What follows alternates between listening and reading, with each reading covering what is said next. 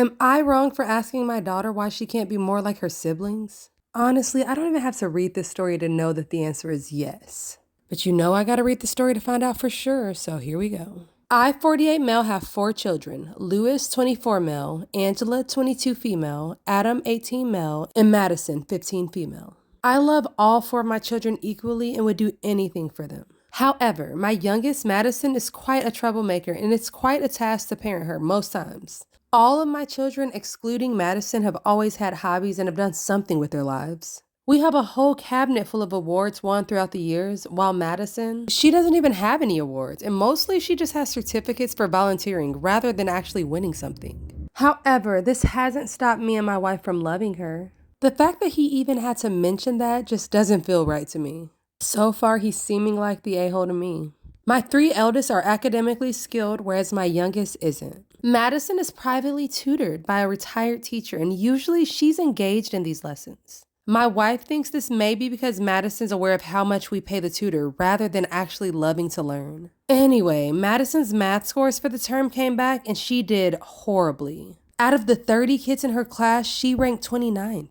When I asked Madison about these scores, I tried my best to stay calm and not let my anger show. I explained to Madison that her scores were horrible and that she should be ashamed of herself. She should be embarrassed that we spent all of this money on her tutoring and she's still failing. Okay, this guy is definitely a tool. Like, most definitely. She told me that I should be glad that she was 29th and not 30th. This pissed me off. I was trying to have a serious conversation about her and she made a joke. Now, I didn't yell or scream at her, but I just sighed and asked her why she couldn't be more like her siblings. They were all able to achieve much higher grades without tutoring. When I said that, she seemed to get upset and began crying. Then she tried to claim that she felt insecure because all of her older siblings had achievements that were on display and that she had barely nothing. I told her that there was a reason why, and that seemed to upset her even more. She quickly ran up to her room despite my protests and locked herself in there. When my wife came home, Madison had a chance to talk to her before I did, and she literally lied to her and had her believe the story that she came up with. My wife sat me down later and told me that I was too harsh. She told me that I need to start putting up Madison's achievements. So this morning, I decided to put up Madison's failed test up in front of the cabinet for all eyes to see. My wife wasn't amused and called me a man-child, and my eldest daughter said that I effed up. So am I wrong? This one was very easy for me to answer, and I think you guys already know what my opinion is. Let me know in the comments what you think. Am I wrong for forcing my stepdaughter to pay me back after she ruined my house? Wait till you find out how she ruined the house. Okay, here we go. I, 43 female, and my husband, 47 male, have been married for 4 years now. We both have children from our previous marriages, 12 male and 10 male, and 18 female. My husband and I dated for 3 years prior to getting married, but moved in all together 2 years ago. Lives with us full time, and me and her relationship has been pretty rocky, but we have managed to push through. I told from day one that I wasn't her mom, but if there's anything that she wants to talk about or need, that she can come to me. After a few months, we became quite close, and she talked to me about anything that she was too embarrassed to talk to her dad about. Recently, has been trying to make new friends at college because she just started in spring. On campus, residence is very expensive for the college and it's close to our house, so decided to just stay at home. That's not a problem. The problem is that keeps bringing her friends over to hang out, but leaving a mess. Normally, it's not a major deal. I have OCD sometimes, so it's an issue depending on the situation though. She typically picks up after herself, but I recently hired a housekeeper to clean the house once a week since I've been working overtime more often, and me and my husband just don't have the time. It is expensive, but I can't stand it when it becomes too messy for me, so I think it's worth it. This time, she brought friends over after the house was already cleaned, and I guess they decided to take off their shoes and walked all around the house, leaving footprints. Footprints? That sounds really petty, but okay. They also made pizza from scratch and left the crumbs on the counters along with other things. They pretty much made the entire house filthy before I could even come home. Once again, the cleaning service is quite expensive because I like higher level of cleaning quality, so I was pissed. My husband is trying to make me let it go because has always struggled to make friends, but I can't let it go because of how much it cost. I told her that she needed to pay the exact amount for the cleaning, and she acted all confused on why she had to pay for it. I explained that her and her friends ruined my house that was just clean, but she insisted that it wasn't her. I have a Ring camera and I have video proof of her and her friends going into the house, and they were the only ones home that day before me. I gave her two choices: pay for the damages or I stop paying for her phone bill. She's complaining saying it wasn't her and she doesn't have the money to pay the phone bill. So am I wrong? I just can't. I cannot stand some people. You're telling me footprints and some crumbs on the kitchen counter is why you're making somebody pay back the entire amount for cleaning? That makes no sense. There's teenagers that live there. I know I'm ranting. I know I'm getting mad, but like, this is just so stupid to me. Hell, I mean, why wouldn't she just at the very least ask the daughter to clean up the mess? I could totally understand that. I could get behind that. But to expect somebody to pay back the entire amount for the cleaning service, even though they just made a small mess in the house, makes no sense. I gotta know what other people think about this, so I need to look at the top comments. Okay guys, so here's the #1 comment with 21,000 likes. Footprints in your house and pizza crumbs do not make a house filthy. You have plenty of options other than charging your stepdaughter. You could have cleaned it, your husband could have, you could have asked her to clean it, etc. You're the a-hole. Telling your stepdaughter she ruined your house is a surefire way to ruin your relationship with her. And I couldn't agree more. This stepmother is definitely the a-hole. So let me know your opinions in the comments, guys. What do you think? Do you think that she left the house filthy because there was footprints and pizza crumbs? All right, so let me know what you guys think. Also, let me know what you think about my newest domino set, guys. I really like how this one turned out. So for this one, the customer asked for Dusty Rose and Baby Blue with gold accents, and she got this as a wedding gift for her and her husband. So it was really cute. She wanted to add their names to the top, so I used my Cricut machine and I added their names with the gold foil paper. And guys, I just really love the finished results of these. This one came out really pretty. Oh, and for the dominoes, I was having a hard time deciding what color to use for the dots because I didn't have the perfect gold. So I ended up going with Baby Blue, which I think was a really cute touch. So these are the final results, guys. So let me know in the comments what you would rate this set, and I will see you in the next video. Peace. Am I wrong for asking my girlfriend not to wear Indian clothes to work? Okay, there is definitely no way that this guy isn't wrong. Okay, let me read the story and let's find out. I, male 27, am American, and my girlfriend, female 28, is British. But ethnically, she's half Indian. She's not at all religious, and culturally, she's very British. She speaks with a British accent, etc. So far, I don't even like the way that he's describing his girlfriend's ethnicity, but maybe that's just me. Anyways, let's keep going. We both live in USA, and recently we started living together. She works at a tech company. I notice about half of the days when she goes to work, she dresses in Indian clothes. Even her heels are super shiny and gold or silver. The look is very traditional Indian clothes. She looks really cute, and I think it's fine for a party or festival, but it looks really out of place for the American workplace. I have plenty of Indian friends in America, and the women dress Western here except for parties and festivals. I told her that she needs to tone it down a bit as it looks out of place in America. I just don't want her to face discrimination, and some of the heels look too unprofessional for the workplace. Dude, I'm getting madder the more I read this story. Who is he to tell her what she should wear to work? Where do these people come from to think that they have... Okay, let me finish. I'm sorry for keep cutting in. I'm just getting mad. Hold on. Let me finish. I work at a bank and everyone dresses really formal. She got mad at me and told me that she'll wear whatever she wants, and then she started acting cold towards me.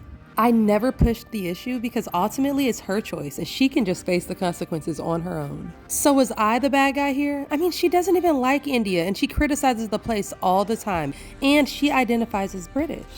For me, this one isn't even an opinion. Like, he is the asshole. He 100% is. And honestly, I know that this might be a little bit out of line, but I feel like it might be low-key racist too, because that's kind of weird that he's so concerned about her Indian heritage. Just because she speaks with a British accent does not mean that she doesn't embrace her Indian side. Like, let that lady live. Let her wear what she wants. Goodness gracious. Let me know in the comments what you guys think about this one, because this one offended me, and I'm not even Indian. So anyways, guys, let me also know what you think about this bowl that I just recently made. People have been asking me to use the pearls and the crystals to make a bowl and to see how that turns out, and these are the results. So, okay, it's kind of a fail almost because Yes, it looks super cute, but really, it just looks like there's pearls in there to me. Like, it just kind of made the pearls look a little bit more cloudy than they normally do. So you guys let me know in the comments, do you guys like it with the pearls and crystals? Rate it from 1 to 10, and I'll see you guys in the next video. Deuces! Am I wrong for using flashcards to explain to my brother and his wife why they can't bring their rainbow baby to my wedding? Just reading the title got me confused. But this is one of the top posts under this subreddit, so I gotta read it. My fiance female and I male are getting married, and we've decided that our wedding is going to be child-free. No hate towards kids, I just want to keep it organized and contained. Now my brother Chris and his wife have a 3-year-old son who everyone calls Miracle or Rainbow Baby. He came after several failed pregnancies that lasted for years. When they found out that my nephew was included in the no children rule, they tried to convince me to make an exception for him. Chris told me that his son is a miracle baby and his presence at the wedding would bring blessings for me and my fiance. I refused and said no, the wedding is child-free. His wife kept sending my fiance pics of my nephew when he was months old, and I don't even know what that meant. I just told them no and to leave us alone about it. My brother told me this might cause a rift in our relationship. I again said no and explained that the wedding is child-free. He asked again and proceeded to point out how his baby is different because he's a rainbow baby, a miracle baby. I again said no and explained that the wedding is child-free. They brought it up when they visited me at my home and I knew they weren't going to stop, so I made flashcards in advance with the phrase, "The wedding is child-free, period." And I pulled them out and started showing them the flashcards slowly, one by one, in this order. The wedding is child-free, period. They were both stunned. I asked if they get it now, and Chris had lost his mind. His wife had already grabbed her stuff and walked out. Chris called me an asshole for doing this and said that I disrespected him, his wife, and their son, who's my one and only nephew. He rushed out the door after we argued. My fiance saw the whole thing and thought it was funny, but my parents and Chris are livid beyond measure. They're telling everyone about the amount of disrespect and mockery that I displayed towards them, and now I'm being told to fix it now or else. So am I wrong? No, actually, I think that this one is hilarious. They needed that. Like, if you don't understand words being spoken to you, then I'm gonna write it down for you. Like, I'm a parent, and trust me, I love any opportunity to brag about my babies. I get it. But some people take it way too far. Not everyone has to care about your miracle baby. Like, that's amazing for them, and I'm so glad that they got the baby that they always wanted. But you can't expect someone to completely change their whole wedding just because it's gonna make you feel better. Honestly, it was damn near harassment the way that they were treating him about the wedding in the first place. I mean, weren't they taught no means no? It's their wedding, they wanted it child-free, get over it. So you guys tell me what you think about this situation in the comments. Also, check out my newest domino box. This one, the customer wanted white, black, and gray, and I tried a new marbling technique, and I think it came out so pretty. I have dominoes that I also made for this box that I will be posting soon, so stay tuned if you want to see the results to those as well. And I'll see you guys in the next video. Deuces! Am I wrong for having a dry wedding and serving only water for drinks? Only water though? That seems a bit extra. There better be a good excuse for this. Okay, so basically my husband and I are getting married later this year. Each of our sides of the family are fairly big and there will be about 100 to 150 people total at the wedding. My husband and I are paying for this wedding all on our own, as well as my grandma who said that she doesn't care one way or another. She's just happy to help and she loves weddings. We have a lot of kids in our family, so we decided against making it child-free, but we decided to make it dry. So there will be no alcohol of any kind at our wedding. Sounds lame. I'm joking. It's your wedding. Do whatever you want. Anyways, okay, let me keep reading. Honestly, this doesn't have anything to do with there being kids, but due to the fact that my fiance and I don't drink. Nothing against people who do, it's just not for us and we don't want to. On top of that, we only really drink water. We very rarely, if ever, drink soda, so most of the time it's only water with the occasional juice and milk. We don't even drink coffee. So obviously the food, which is the part that my grandma isn't paying for, is going to be expensive for that many people. We're having our wedding catered, so everyone will have a good choice of food to choose from, but there'll only be water to drink. We don't want to have to pay for alcohol or soda. It's honestly just a lot larger of a cost when we can do filter water for a much cheaper cost. Well, when family and friends found out, they got angry. Some didn't really care, but some are really upset about it. They say that we can just have an open bar so that we don't have to pay for drinks. I mean, sure we could do that, but we would still have to pay for the bartender, and we really just don't want to bother with alcohol there. Others say we should at least have soda because how can we expect everyone to only drink water? They say the kids will be upset, the wedding will be boring, and that this is not how weddings work. So am I wrong? I didn't think that this would be a problem. It's only water. I mean, don't most people drink water every day anyways? Should we pay extra to have soda to make the family happy? So this one is hard because sure, it's your wedding and you can't really go wrong. You know, you do you, it's your wedding. But like, seriously, only water? I think that's too far. What do you guys think?